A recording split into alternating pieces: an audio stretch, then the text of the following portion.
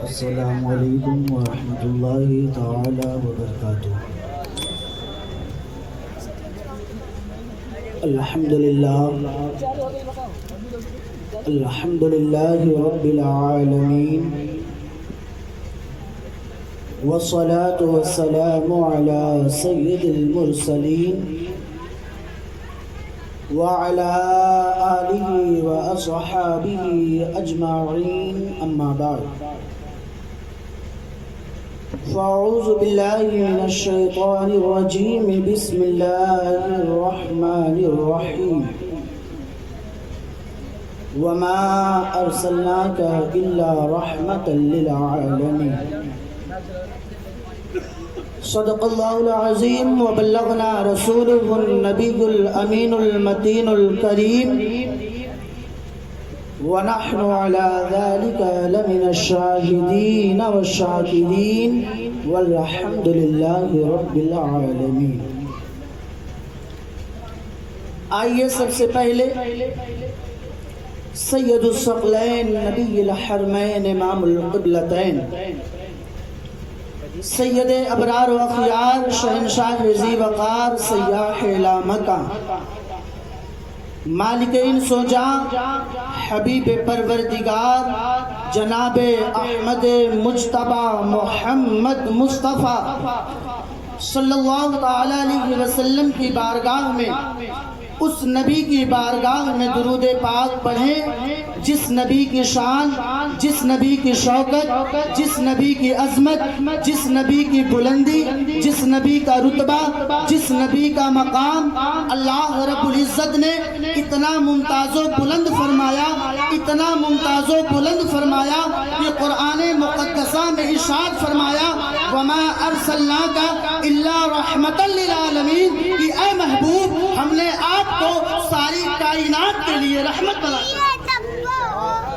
اس نبی کی بارگاہ میں درود پاک پڑھیں جن کی بارگاہ میں درخت سجدہ ریز ہو جائیں، اس نبی کی بارگاہ میں درود پاک پڑھیں جو اپنا لعاب دہن کھارے پانی میں ڈال دیں تو پانی میٹھا ہو جائے، اس نبی کی بارگاہ میں درود پاک پڑھیں جو اپنے انگلی کا اشارہ فرما دیں تو ڈوبا ہوا سورج واپس آ جائے، اس نبی کی بارگاہ میں درود پاک پڑھیں جو اپنے انگلی کا اشارہ فرما دے تو چاند دو ٹکڑے ہو جائے۔ اللہ رب العزت نے اپنے محبوب کو وہ شان دی، وہ عظمت دی، وہ بلندی عطا فرمائی کہ جب میرے آقا علیہ الصلوۃ والسلام شب معراج تشریف لے جا رہے تھے مسجد اقصی کے اندر، جب نماز پڑھانے کی باری آئی، مصلی امامت پر کھڑے ہونے کی باری آئی، جب انبیاء کا امام بننے کا وقت آیا تو اللہ کے حکم سے حضرت جبرائیل امین حاضر ہوئے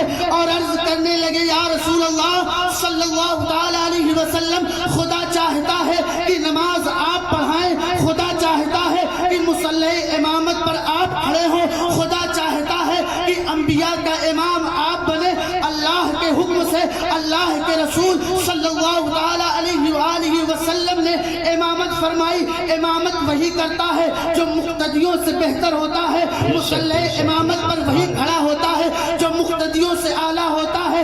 اللہ رب العزت نے اپنے محبوب کو مصلی امامت پر کھڑا کر کے یہ پوری دنیا کو پیغام دے دیا کہ سارے انبیاء کی شان ایک طرف ہے اور میرے محبوب کی شان ایک طرف ہے۔ یاد رکھیے، ہم کسی نبی کے شان کے مخالف نہیں ہیں، ہر نبی کی شان کو ہم اپنے سر کا تاج سمجھتے ہیں، لیکن جب حضور کی عظمت کی بات آئے گی، حضور کے وقار کی بات آئے گی، حضور کے بلندی کی بات آئے گی تو ہم عاشقان مصطفیٰ وہی بولی بولیں گے جو میرے سرکار اعلیٰ حضرت نے بولی ہے۔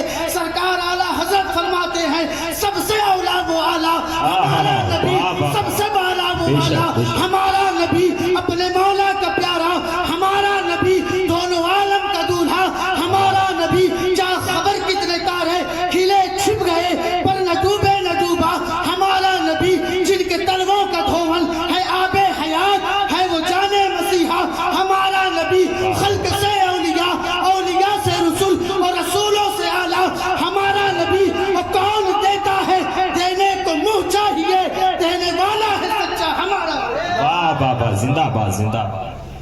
واہ واہ زندہ ہے.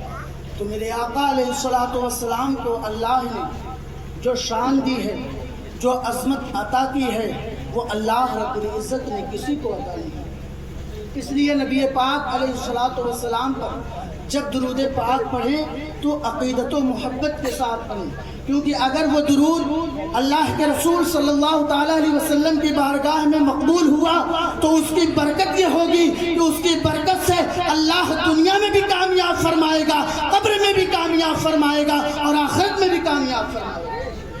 اس لیے جب درود پاک پڑھیں تو عقیدت و محبت کے ساتھ پڑھیں. پڑھیے اللہ رب محمد صلی اللہ علیہ وسلم نحن عباد محمد صلی اللہ علیہ وسلم صلی اللہ تعالی علیہ وسلم. نبی اور آل نبی پر ایک مرتبہ اور پڑھیں. اللہ رب محمد صلی اللہ علیہ وسلم نحن عباد محمد صلی اللہ علیہ وسلم صلی اللہ تعالی علیہ وسلم. اللہ نے اپنے محبوب کو جو شان بخشی وہ اللہ نے کسی کو عطا نہیں فرمائی. ہر انسان، ہر کوئی یہی چاہتا ہے کہ اسے اللہ کی رضا حاصل ہو. ہم یہاں آئے ہیں، ہماری بھی نیت یہی ہے کہ اللہ ہم سے خوش ہو جائے.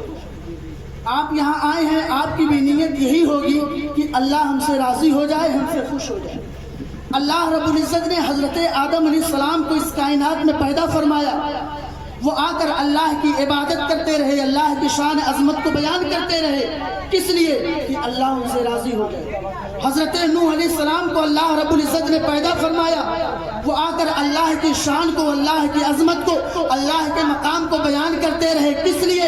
کہ اللہ رب العزت ان سے راضی ہو جائے. حضرت ابراہیم خلیل اللہ کو اللہ رب العزت نے پیدا فرمایا.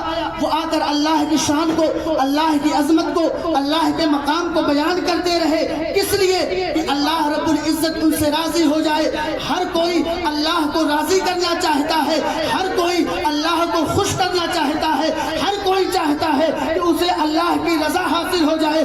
ہم نے رب کی بارگاہ میں عرض کیا، اے رب کائنات، ہر کوئی تیری رضا چاہتا ہے. حضرت آدم ہو تیری رضا چاہتے ہیں، حضرت نوح ہو تیری رضا چاہتے ہیں، حضرت ابراہیم خلیل اللہ ہو تیری رضا چاہتے ہیں.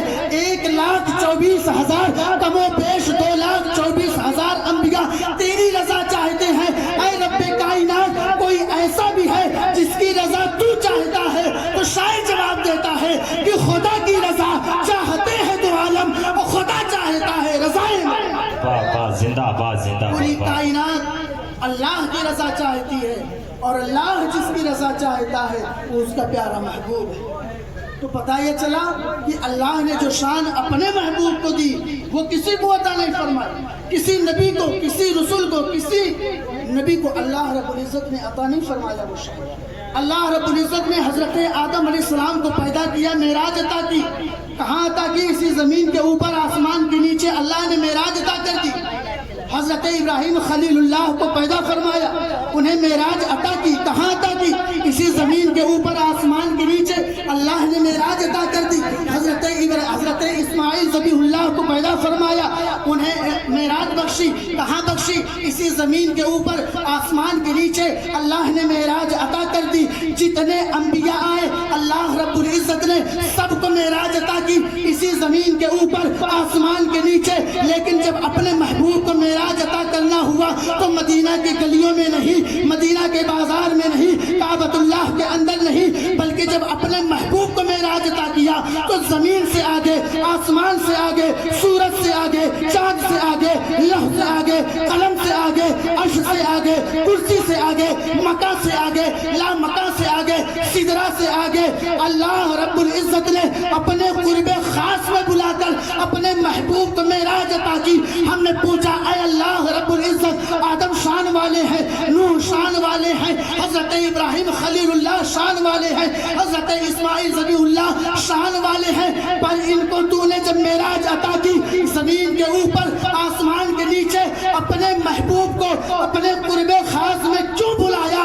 تو شاعر کہتا ہے، اس لیے کہ یا رسول اللہ، فرش والے تیری شوکت کا علو کیا جانے، خسروا عرش پہ اڑتا ہے چلے رہا. یا رسول اللہ، یہ فرش زمین پہ رہنے والے تیری عظمت تو کیا جانے، خسروا عرش پہ اڑتا ہے فریرہ تیرا۔